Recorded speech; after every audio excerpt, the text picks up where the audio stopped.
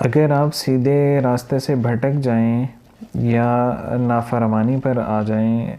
یا جو ہے اولاد سیدھے راستے سے بھٹک جائے یا آپ کہیں سفر کر رہے ہیں اور اپنے سفر پہ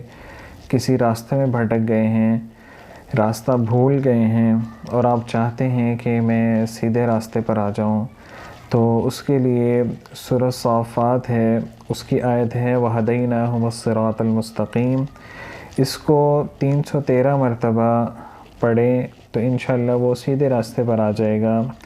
سفر کے دوران۔ اور اگر چاہتے ہیں کہ میں خود سیدھے راستے پر آ جاؤں اور اللہ تعالیٰ کی فرما برداری میں آ جاؤں، اور یا میری اولاد جو ہے وہ سیدھے راستے پر آ جائے اور اللہ تعالیٰ کی نافرمانی چھوڑ دے، تو اس کو روزانہ جو ہے 313 مرتبہ یہی آیت جو ہے پانی پر دم کر کے اس وقت تک پلاتے رہیں جب تک جو ہے وہ سیدھے راستے پر نہیں آ جاتا۔